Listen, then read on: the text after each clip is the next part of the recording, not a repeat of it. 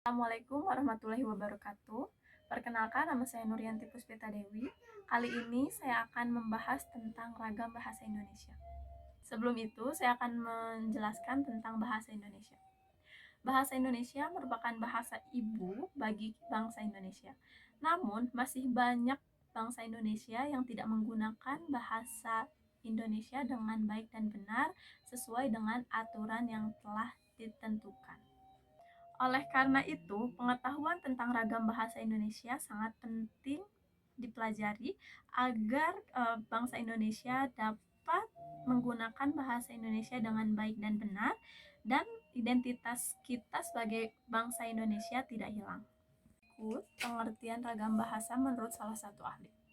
Menurut Behmen 1990, ragam bahasa diartikan sebagai variasi bahasa menurut pemakaian yang berbeda-beda menurut topik yang dibicarakan, menurut hubungan pembicara, kawan bicara, orang yang dibicarakan, serta menurut medium pembaca.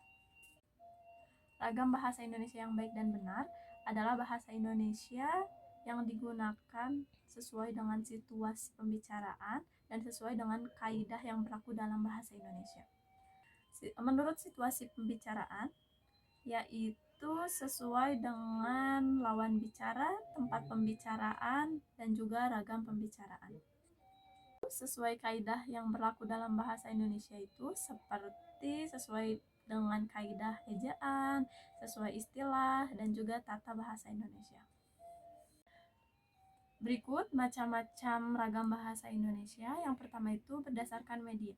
Media itu terbagi menjadi dua, yaitu ragam tulisan dan juga ragam lisan. Yang pertama, ragam lisan. Ragam lisan dihasilkan melalui alat ucap atau organ of speech. Berikut ciri-ciri ragam lisan.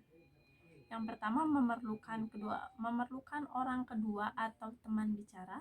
Yang kedua, tergantung situasi, kondisi, dan waktu.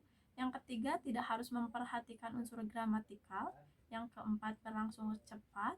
Yang kelima, sering dapat berlangsung tanpa alat bantu.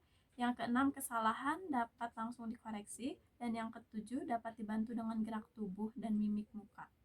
Sedangkan ragam tulis, yaitu ragam yang dihasilkan dengan memanfaatkan tulisan dengan huruf sebagai unsur dasarnya. Berikut ciri-ciri ragam tulis. Tidak memerlukan orang lain atau orang kedua, tidak tergantung situasi, serta ruang dan waktu.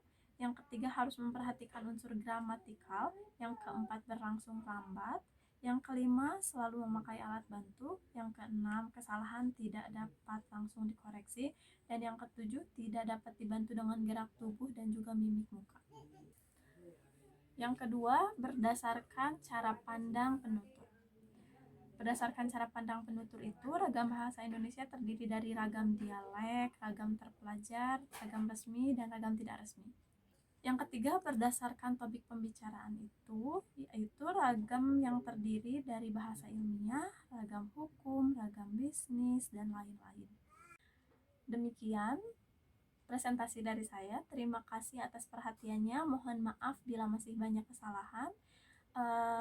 Wassalamualaikum warahmatullahi wabarakatuh.